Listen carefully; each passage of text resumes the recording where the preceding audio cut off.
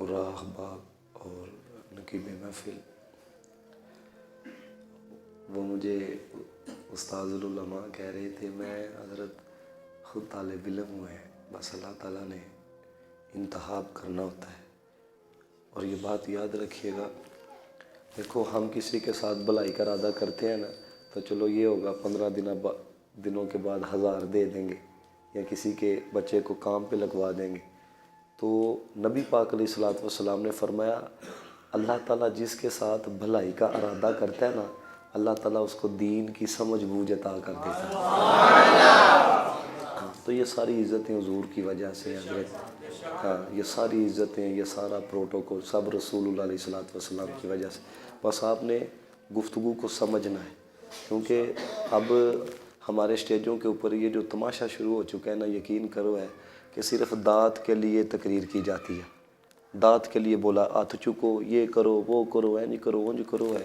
او بھائی آپ بات ہی ایسی کرو ہے کہ اگلا ہاتھ اٹھانے پہ مجبور ہو جائے، آپ بات ہی ایسی کرو کہ اگلا سبحان اللہ کہنے پہ مجبور ہو جائے۔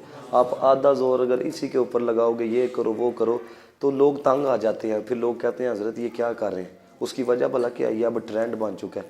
اور ایک بات ہمیشہ میرے کی یاد رکھنا، وہ نہیں قبولیت کے درجے تک پہنچا ہوتا جو مجمع کو نچا کے چلا جاتا ہے یا مجمع کو تڑپا کے چلا جاتا ہے، بلکہ قبولیت کے درجے پہ وہ ہوتا ہے جس کی گفتگو آپ سنو کہ آپ کے دل کا مفتی کہے یہ واقعی مدینے والے کی بات کر رہا ہے۔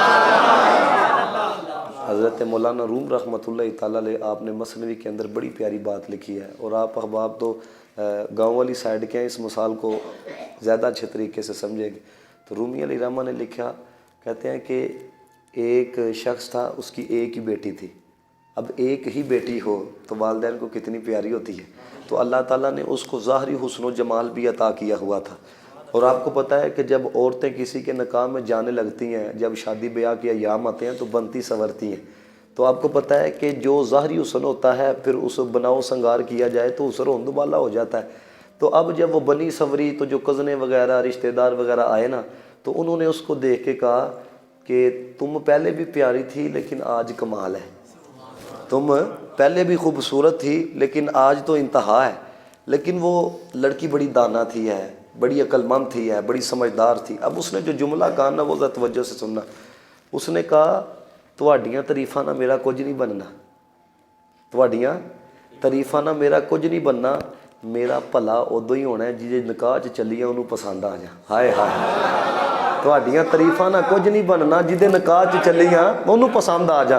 یہ جن کی روحانی پرواز تیز ہے نا وہ سمجھ جائیں گے کہ میں کہنا کیا چاہ رہا ہوں۔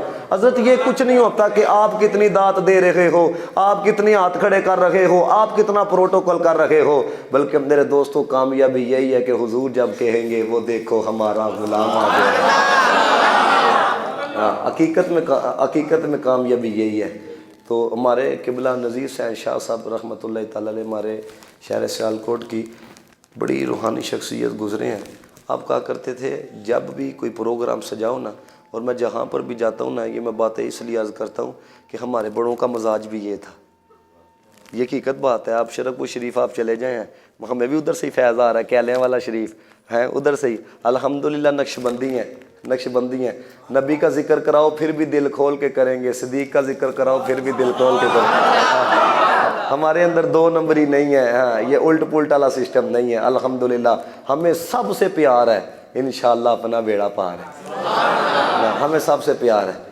تو دوستان محتشم، وہ نذیر حسین شاہ صاحب رحمۃ اللہ تعالیٰ بڑی سونی بات کہتے تھے، آپ کہتے تھے جب بھی کوئی محفل سجاؤ نا، 3 ہاتھ سے خالی نہیں ہونی چاہیے۔ یہ گفتگو جو ہے نا، اگر آپ اپنے دامن میں سمیٹ کے جاؤ گے نا، خدا کی قسم ساری زندگی کام آئے گی ہے۔ آپ دیکھو نا حضرت، یہ 20 25 سال ہو جاتے ہیں بندے کو ذکر رسول کی محفل کے اندر آتے ہوئے، لیکن رنگ چڑھتا نہیں ہے۔ 15 سال ہو جاتے ہیں حضرت نعت خوانی کرتے ہوئے، بیانات کر، لیکن وہ رنگ نہیں۔ اس کی وجہ کیا ہے؟ کبھی اس بات کی طرف کسی کی توجہ گئی ہے؟